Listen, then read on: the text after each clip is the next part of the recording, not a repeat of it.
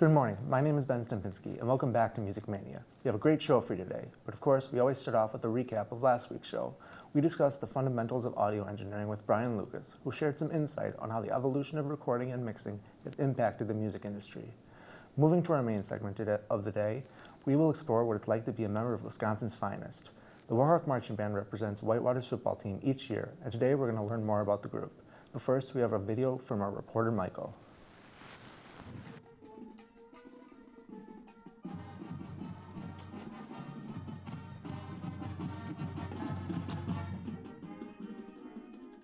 With a multitude of activities available around the Whitewater campus, it can be challenging to find one that stands out. However, one that continues to prove worthy of commitment is none other than the Warhawk Marching Band. The marching band has represented the university since 1939, and many students agree that each season provides an unforgettable experience. All my friends came from marching bands, so it was very worth it. It's a really good time and energy that the band brings every year. It's just super fun, and I love playing music. So. It's like a family. It's wonderful, and I've always had a passion for playing trumpet. I started out with marching band in high school and actually marched here for state, and that's what actually is a major reason I came to this college, was for the marching band. It's so satisfying to have a show come together, and I've made so many great friends. It's phenomenal, and I wouldn't trade it for the world if I could do it again. I marvel at them all the time, because what they're able to do, their dedication to the art form, to the university, to the community, to the campus, and everything they do out here, great playing, great marching, and I marvel at it. I love them. In addition to the rigorous hours of practice the week before school starts, they practice Mondays, Wednesdays, and Fridays before a football game. Both the students and director, Glenn Hayes, are determined to both have fun and work hard to retain the proud title of Wisconsin's finest. It's a huge responsibility, and that came to be in about 1989, 1990, in which we started being called that. And it's just, I think, the fact that we are a very contemporary marching band, but yet we entertain with music.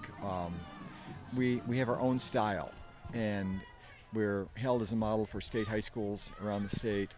And but at the same time, we have a lot of fun. We have Warhawk Strut, and other things we do, just a lot of fun. So it's a comprehensive, complete package. The Warhawk Marching Band is always looking for new members and encourages anyone that is interested to check out one of their many performances during the season. This is Michael Casaro at Perkins Stadium, signing out.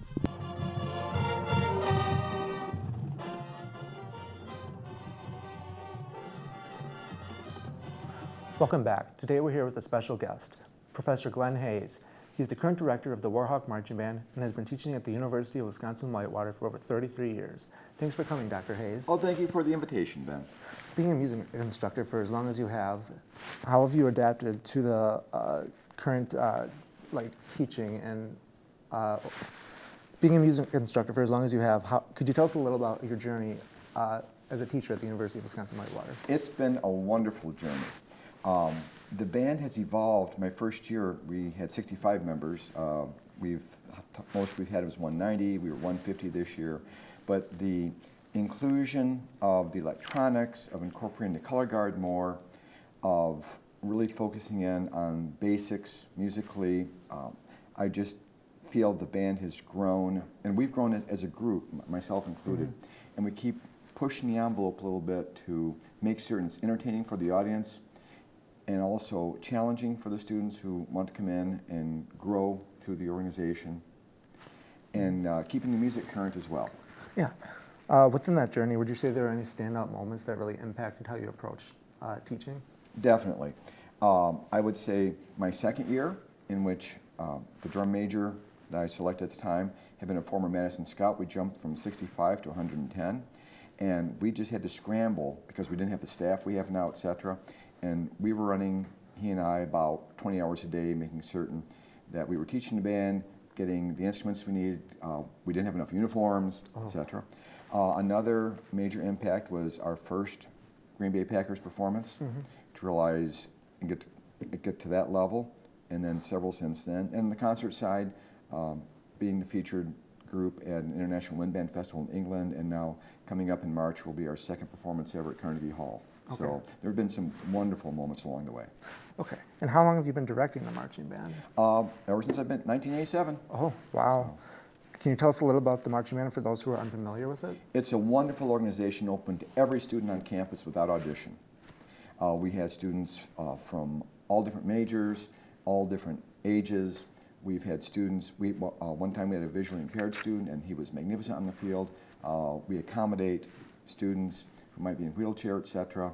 But we keep it open. It's a big family. It's the best unstructured, non-formal tutoring program on campus.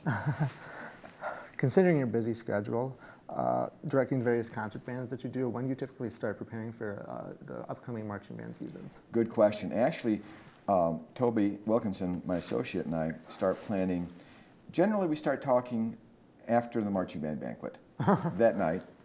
And then over winter break, I'll start examining concepts, looking at a lot of the drum corps shows that occur just to get an idea of what's going on. Because again, once we finish the season, we put everything away and my brain has to go to other things, organizing the basketball pet bands, the wind ensemble, the university community band, and I teach courses also in the spring semester. So I take the winter break to try and start getting some thinking going, listening to arrangements and what would work well for the band, where we want to go with the show, and start putting it all together.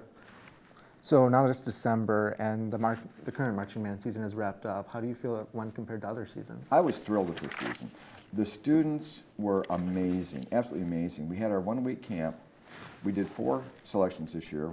We've done 3 in the past few years. We did 4. And the week of state show, which was the 2nd week of October, already our field had been showing signs of distress with mud, standing water, etc. And they still went out and did what they could do. Week of homecoming, we were guided into the stadium. Thank you, Coach Kevin Bullis, for that on Mondays, because our field was unmarchable. From there on out, we were Mondays in the stadium, and Wednesdays, pretty much, we couldn't even march in the field. So it was their hard work, their effort, their outside of class work, and they just kept getting stronger and stronger and stronger. And as you said, many of your students are passionate about the marching band and describe it as a big family. Would you say that's represented in how they practice and in their performances? Oh, I fully believe that. You know, we've all been part of a group project where we had to stay up late or all night making up for someone who didn't do their work. That doesn't work in the marching band. If a color guard member doesn't know their routine, the tuba player can practice all night long and it won't impact it. It's everyone dedicated to a single goal.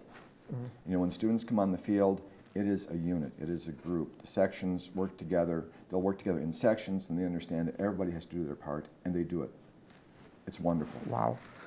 I couldn't agree more. As a previous member of the marching band, I can say that the band is a great way to meet new people. And roughly how many new students join each year?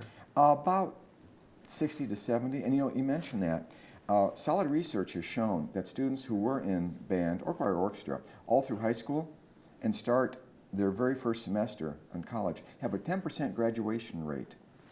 10% more graduate than those who stop. I did not know that. And that's because when you come to college, everything in your life changes except for music. Well, that's all the time we have for today. I want to thank Dr. Hayes for coming out and sitting down to talk to us. Oh, thank you, Ben. We'd love to have you back and for another future show. This is Ben Stempinski signing off.